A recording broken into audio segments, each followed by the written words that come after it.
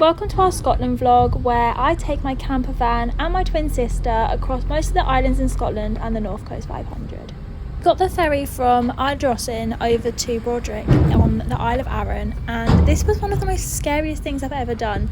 Our van is very similar size to that one in front, and driving on was a little bit sketchy, but as you can see, we made it and we had such a fun time. We got on the ferry fine. Look, the ground lifted up and it's there on a hammock. See? You can see? Yeah. As we were working on the road, it seemed only fitting to get most of our work done on the free Wi-Fi across on the ferry. So as you can see, Aaran was doing so much work here and watching out the window, but we did get lots of editing and lots of things done. This wouldn't be a content trip without some photos, so we took advantage of this scenery. YouTube diaries. This is the view. My thumb. First night in the van was a success, wasn't it? Good night's sleep. It was a good night's sleep actually. I didn't wake up till 5 a.m. Which is good for me. Outside golf course and went for a black pudding and bacon roll. Oh yeah, I had bacon and egg. It was really good. And a coffee actually. And this is the view. Day we took a little journey down to King's Cave, and this was around a 2-hour journey, walking around the mountains and the hills and then down to the cliffs down at the bottom. It was honestly the best trip, and I would totally recommend going if you are in this area. Look at the blue seas and the white beaches. Yeah, just perfect. If you're looking to come here, you can park your campervan or car at the top and then just follow the trail round. The caves are really nice, and you can enter them out the bottom of the cliffs. And there's lots of cave paintings at the back and lots of sketches and things that you can look at, and you might be able to see it, but there's a big cross at the back of the cave which is just really beautiful.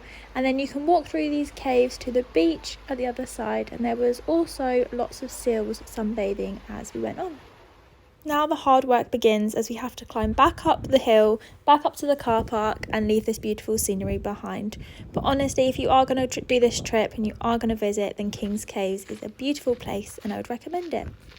As we were driving back to the ferry port, we spotted these little seals and they were so funny. There's one that was misbehaving and pushing all the other ones off the rocks, so you can see that now. It's just beautiful and some things you get to see whilst you're travelling.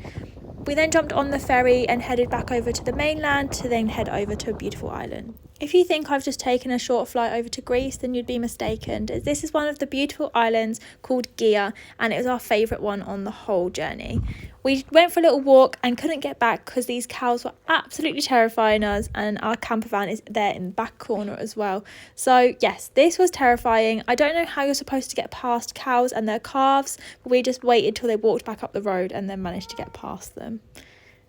So this is the beautiful island of Skye. This is down where the pub is, and we pinched their Wi-Fi and did some work from down here. That's the ferry back over to the mainland. The whole island is only 7 miles long and it is so beautiful.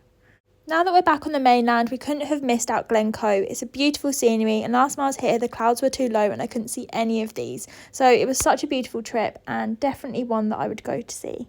I'd love to come back and do some hiking, but instead we headed to the Glenfillan Viaduct where you can see the Harry Potter train crossover, but unfortunately we missed it. So here's a few days later on the Isle of Skye at the ferry pools, and we took our wetsuits, walked up to the top of the waterfall and went for a swim in each of the pools. If you haven't been here, you definitely need to. It's brilliant for wild swimming, but if you're English like me, definitely bring a wetsuit. It is very chilly. These ferry pools are beautiful, but do get very busy in the summer, and there is a car park that charges at the bottom. We ended our trip on the Old Manor Store, but the weather got quite cold, windy and rainy, so we didn't get to record anything else.